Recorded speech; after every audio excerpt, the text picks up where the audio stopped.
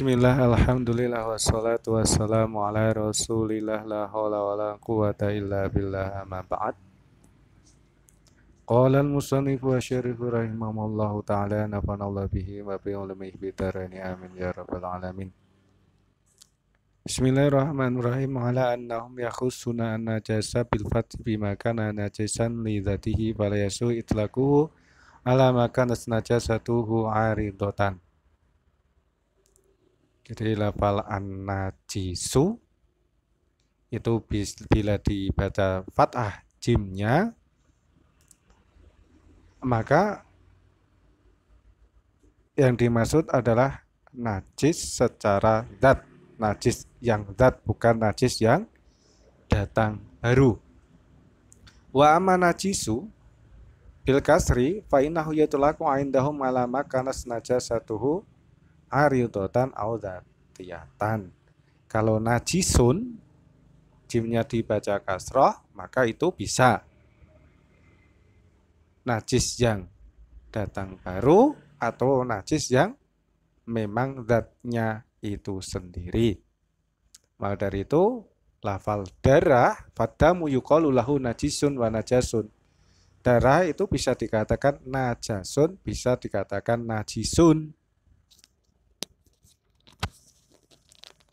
Wastaub al-mutanajis yuqalu lahu najisun. Tetapi kalau pakaian yang terkena najis itu dikatakan najisun. Jadi kemarin kan dijelaskan bahwa najisun, najasun itu sama dalam segi itu tidak suci, yaitu najis. Tapi ada khusus lagi.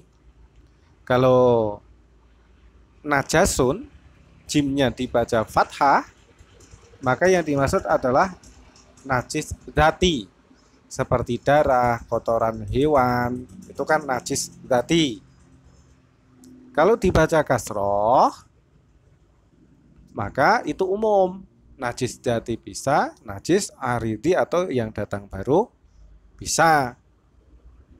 Seperti pakaian yang terkena najis itu bisa dikatakan dengan kata-kata najisun, tapi tidak bisa dikatakan najasun. Amal a'yan an-najisatu fakathiratun. Benda yang najis itu banyak. Yang mana di situ ada perbedaan di dalam madhab. Asy-Syafi'atu qalu binajasati maitati mala nafsalah sailah. Syafi'iyah berkata, bangkai hewan yang tidak mempunyai darah yang mengalir itu hukumnya najis, kecuali bangkainya belalang. Tetapi bangkai tersebut apabila jatuh di air dengan sendirinya atau benda yang cair, itu hukumnya ma'fu, tidak bisa menjadikan air atau benda cair tersebut menjadi mutanajis, kecuali ada perubahan salah satu sifatnya. Tetapi apabila dijatuhkan atau dibuang oleh manusia atau hewan, atau ada perubahan salah satu sifat dari air atau benda cair tersebut, maka hukumnya tidak ma'fu, yaitu najis. Seperti contoh, ada air atau benda cair. Di situ kemasukan bangkai semut, baik mati sebelumnya atau setelah masuk di air dengan sendirinya.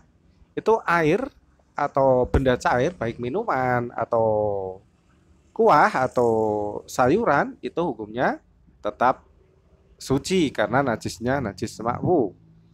Berbeda ketika ada benda cair atau air, misalnya minuman, kemudian kita masukin bangkai hewan yang tidak bernyawa seperti lalat atau nyamuk atau semut atau kecoa, itu air atau benda cair tersebut menjadi mutanajis, yakni tidak suci karena ada kesengajaan kita. Untuk selain mazhab Syafi'i, hewan darat selain manusia yang memiliki darah yang mengalir ketika dilukai atau dipotong, maka itu hukumnya najis. Berbeda dengan hewan laut, maka hukumnya suci sebagaimana dalam hadis huwa at-tahuru ma'uhu al-hillu maitatuhu. Air laut itu suci airnya dan halal bangkainya. Berbeda dengan bangkai manusia, maka hukumnya suci. Wa bi khilafi maitatil hayawan, dan berbeda dengan hewan darat yang tidak mempunyai darah yang mengalir ketika dilukai, maka hukumnya suci seperti belalang.